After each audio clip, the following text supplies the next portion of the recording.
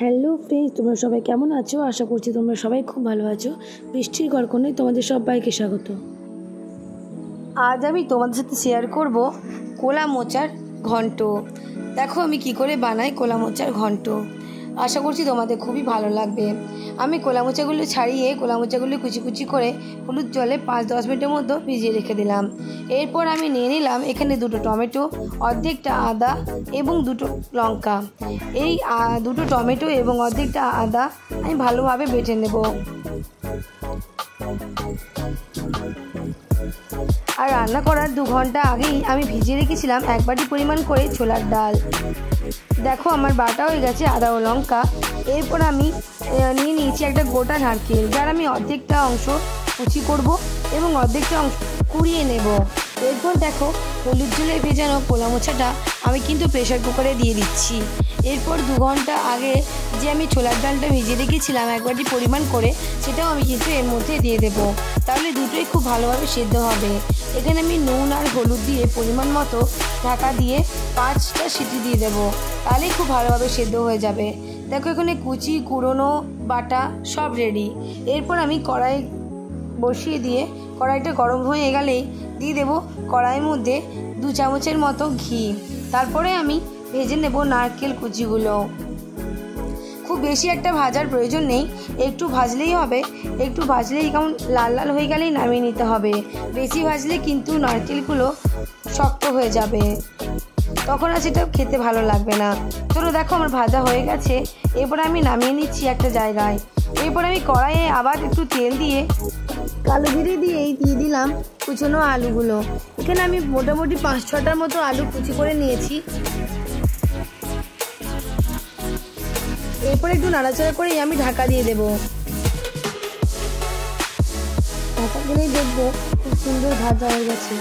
এরপর আমি এখানে যেটা আমি সিদ্ধ করতে চাপিয়েছিলাম এটা আমি নামিয়ে নিয়েছি। দেখো কি সুন্দর সেদ্ধ হয়েছে 5টা সিটির মধ্যে। এরপর আমি জলটা ছেঁকে নেওয়ার জন্য একটা জায়গায় আমি ঢেলে নিলাম। দেখো কি সুন্দর সেদ্ধ হয়েছে। এরপর দেখে নেব আলুগুলো। ঢাকা খুলে দেখি আলুগুলো তো দারুণ সেদ্ধ হয়েছে এবং মুচমুচেও হয়েছে। এরপর আমি নামিয়ে নিলাম একটা পাত্রে।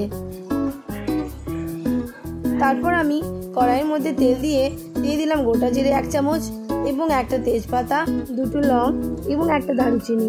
ভালোভাবে ভাজা হয়ে গেলেই আমি এখানে দিয়ে দেবো যে অর্ধেকটার মতো কুড়িয়ে রেখেছিলাম ওই নারকেলটা।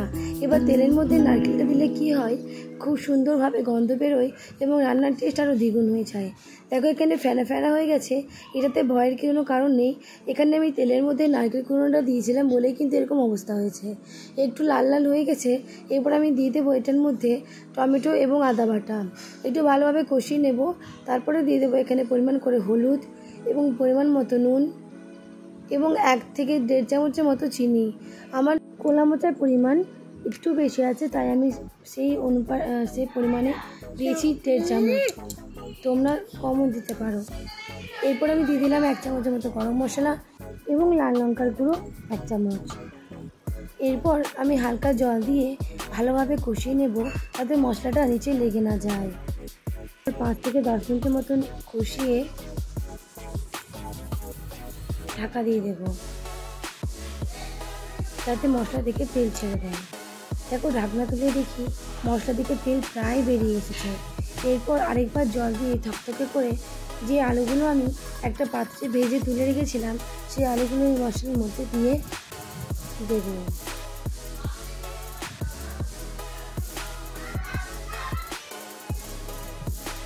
এবং ভালোভাবে কষিয়ে নেব, যাতে মশলাটা আলুগুলোর মধ্যে ভালোভাবে প্রবেশ করে যায়। দেখো কি সুন্দরভাবে প্রবেশ করে গেছে আর কি সুন্দর লাগছে দেখতে, তাই না?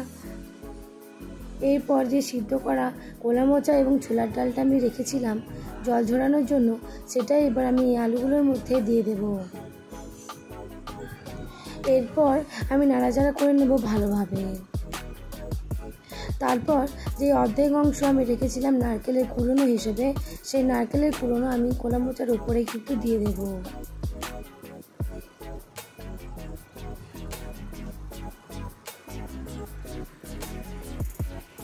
যেহেতু এটা শেষ পর্যায়ে, তাই আমি এবার দিয়ে দেবো ঘি ভাজা নারকেল কুচিগুলো।